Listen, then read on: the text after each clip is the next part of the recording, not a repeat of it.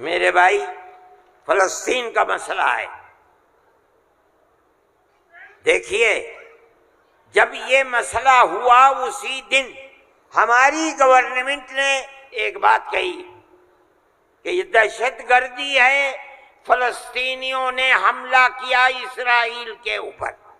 میں نے کہا یہ بھی گورنمنٹ جانتی نہیں ہے. جب میں نے اگلے ہی دن بیان دیا کہ یہ غلط ہے، اسرائیل کو بنانے والوں نے بنایا تھا، بیت المقدس اسرائیل سے باہر تھا، فلسطین آزاد تھا. اسرائیل نے امریکہ کی مدد سے اور یورپ کی مدد سے بیت المقدس کو، فلسطین کو، تمام فلسطین کے اوپر زبردستی حملہ کر کے فلسطینیوں کو غلام بنایا اور اپنے اندر داخل کر لیا. پھر یہی نہیں، 2-4 سال کے بعد حملہ کیا شام کے اوپر، اور گولان کی جو پہاڑیاں تھیں ان کو اپنے قبضے میں لے لیا. جب اسرائیل بنا، نہ فلسطین، نہ بیت المقدس، نہ گولان کی پہاڑیاں، کوئی چیز فلسطین میں نہیں تھی. اب فلسطینی اٹھے اپنی آزادی کے لیے. اگر تم ان کو دہشت گرد کہتے ہو تو میں کہتا ہوں گاندھی جی بھی دہشت گرد تھے.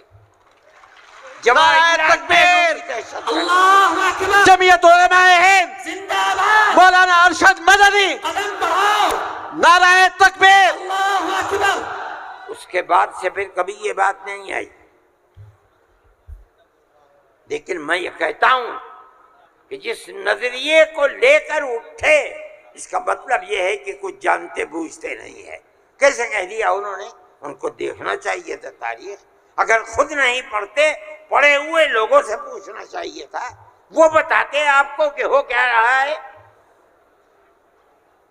میرے بھائی میں یہ بات کہتا ہوں کہ جمعیت علماء کی ایک تاریخ ہے، اور جمعیت علماء اس چیز کے اوپر ہے. ہمارا اس وقت کا مسئلہ صرف ایک ہی مسئلہ نہیں، بہت مسائل ہے، لیکن وقف ترمیمی بل کا مسئلہ بھی یہی ہے. جس کو جان لے کہ یہ ہمارا مذہب ہے.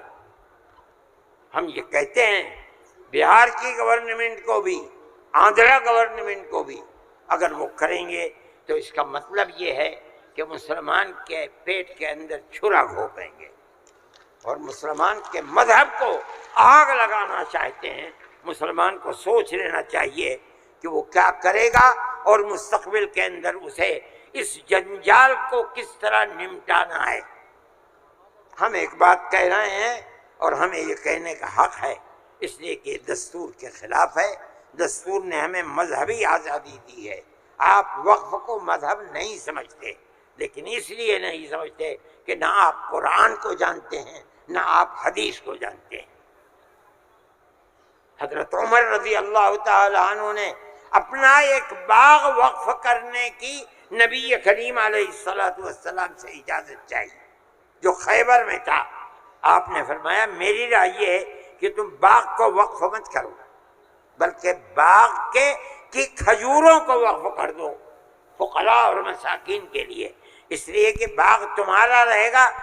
باغ اس کا محتاج ہے کہ تم اس کی دیکھ بھال کرو. وقف کر دو گے کوئی دیکھ بھال نہیں کرے گا.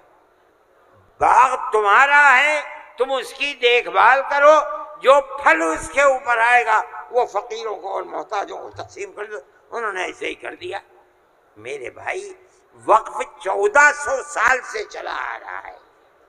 اللہ نے قرآن میں فرمایا ہے، رسول اللہ نے حدیث کے اندر فرمایا ہے، اور چونکہ یہ مجلس اس کی نہیں ہے ورنہ تو بے شمار اوقاف ہیں. خود نبی کریم علیہ السلام نے اپنی زندگی کے اندر وقف کیے ہیں. یہ ہمارا مذہب ہے، آپ کیوں اس کے اندر دخل دیتے ہیں؟ آپ یہ کہیں کہ دستور میں لکھا ہوا نہیں ہے، اس کا مطلب یہ ہے کہ آپ یہ نہیں مانتے کہ مسلمان کو آزادی ہے اپنے مذہب کی حفاظت کی. آپ یہ نہیں جانتے ایک ایک مذہب کی جزئیات کو دستور کے اندر جمع کرنا ممکن نہیں ہے. مذہب اسلام تو آدمی کے پیدا ہونے سے پہلے موت کے بعد تک قبر کے اندر جو صورتحال ہوتی ہے، اسلام اس سب کو اپنے احاطے میں لیے ہوئے۔ آپ کے دستور میں کتنی گنجائش ہوگی اس کی؟ یہ بات کہہ دیا کہ ہمیں اپنے مذہب پر چلنے اور اپنانے کا حق ہے، اسے زندہ رہنے کا حق ہے۔ ہم یہ بات کہہ رہے ہیں، ہم نہیں چاہتے کہ کوئی دوسرا اس کے اندر دخل اندازی کرے۔ میرے بھائی، میں نے یہ بات کہی اور میں نہیں سمجھتا ہوں کہ اس سے زائد مجھے کوئی بات کہنی چاہیے، اس لیے میں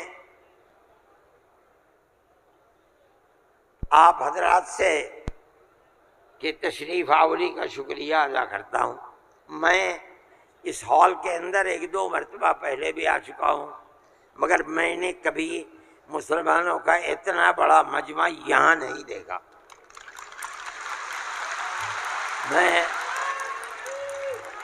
میں آپ نعرہ تکبیر، جمعیت علماء زندہ باد۔ میں آپ حضرات کا شکریہ ادا کرتا ہوں اس لیے کہ یہ سب جگہ شہرت تھی کہ اس اجلاس کا مقصد وقف ترمیمی بل کی مخالفت ہے۔ اس کا مطلب ہے کہ بہار کا مسلمان ہر اس طاقت کا مخالف ہوگا جو وقف ترمیمی بل کی تائید کرے گا۔ اس لیے آپ حضرات کا اس گرم جوشی کے ساتھ یہاں آنا، میں جمعیت علماء کے خادم کی حیثیت سے آپ کا شکریہ ادا کرتا ہوں۔ اللہ آپ کو خوش رکھے، خیر و عافیت کے ساتھ رکھے، آپ اپنے مذہب کو سینے سے لگائے ہوئے زندہ رہیں اور مذہب کو خدا کرے زندہ رکھے۔ میں آپ سب حضرات کا شکر گزار ہوں، جو لوگ باہر سے آئے ہیں میں ان کا بھی شکریہ ادا کرتا ہوں۔ جن لوگوں نے پٹنے کے رہنے والوں نے، قادری صاحب کے صاحبزادے اور جمعیت علماء کے ورکرز جو یہاں کے ہیں یا باہر کے رہنے والے ہیں پٹنے کے علاوہ کے، جن لوگوں نے کوشش کی ہے، جمعیت علماء کے دل میں اس کی بڑی قدر ہے۔ اللہ تعالیٰ ان کی کوششوں کو قبول فرمائے اور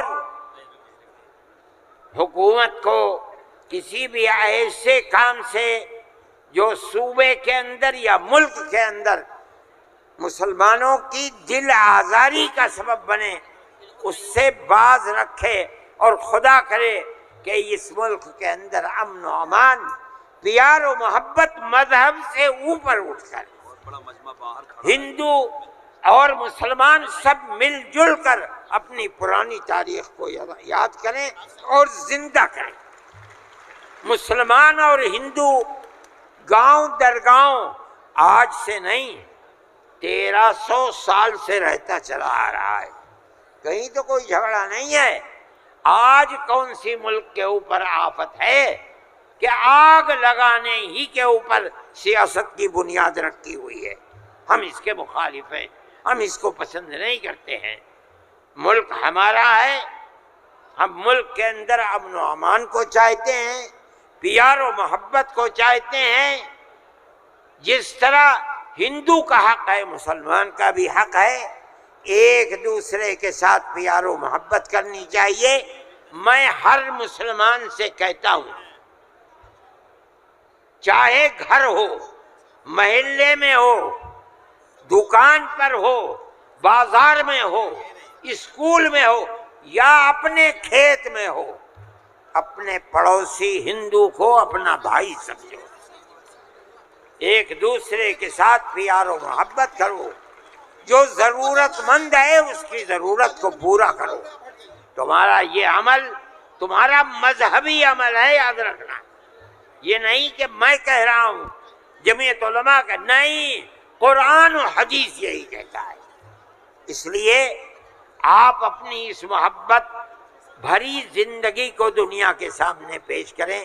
میں ارباب مدارس سے بھی کہتا ہوں، وہ جہاں جائیں، جہاں رہیں، جہاں مدرسہ چلائیں، ایک دوسرے کے ساتھ انس، ہندو مسلمان کو قریب کرنے کی اپنی تحریک کو زندگی عطا فرمائے، جو آپ کی تحریک نہیں ہے، اسلام کی دی ہوئی تحریک ہے۔ اللہ ملک کے اندر امن و امان کو قائم رکھے، پیار و محبت کو زندگی عطا فرمائے۔ میں ڈاکٹر صاحب، صدر صاحب، جنرل سیکریٹری صاحب بہار، ان سب کا تہہ دل سے شکریہ ادا کرتا ہوں۔ اللہ ان کی کوششوں کو کامیاب فرمائے اور اس اجتماع کو اپنے مقاصد کے اندر کامیابی عطا فرمائے۔ وصلی اللہ تعالی علی خیر خلقہ سیدنا اللہم انا نشہدک انت اللہ لا الہ الا انت الاحد الصمد الذي لم يلد ولم يولد ولم يكن له كفوا احد۔ اللهم صل على سيدنا عبدك ورسولك محمد النبي الأمي وعلى آله وأصحابه وأهل بيته وبارك وسلم كما تحب وترضى عدد ما تحب وترضى۔ اے اللہ ہماری حاضری کو قبول فرما، اے اللہ اس جلسے کو قبول فرما، اے اللہ جس مقصد کے لیے جلسے کو بنایا گیا ہے، بلایا گیا ہے، اس مقصد میں کامیابی عطا فرما۔ اے اللہ اس اجتماع کے انجام کو بہتر فرما۔ اے اللہ پیار و محبت کی ہماری تاریخ کو زندہ و جاوید فرما۔ جو طاقتیں اس پیار و محبت کے بندھن کو آگ لگانا چاہتی ہیں، اے اللہ اپنے کرم سے انہیں خائب و خاسر فرما دے، ذلیل و رسوا فرما دے۔ ملک کے اندر چین و سکون، عزت و آبرو اور امن کی سیاست کو قائم فرما۔ اے اللہ ہماری دنیا کو بھی آباد فرما، ہماری آخرت کو بھی آباد فرما۔ ہم جس طرح خیر و عافیت کے ساتھ یہاں تک آئے ہیں، ہمیں خیر و عافیت کے ساتھ اپنے گھروں تک پہنچا۔ اے پروردگار ہمیں رزق حلال عطا فرما، شرور و فتن سے محفوظ فرما، ہماری اولاد کو عزت و آبرو، عفت و پاکدامنی عطا فرما، حیا ایمانی عطا فرما، ہمارے بیماروں کو شفا عطا فرما۔ اے اللہ جب وقت آئے تو ایمان پر خاتمہ عطا فرما۔ اے اللہ موت کے بعد قیامت کے دن آقا نامدار حضرت محمد صلی اللہ علیہ وسلم کی شفاعت میسر فرما اور اپنی جنت میں جگہ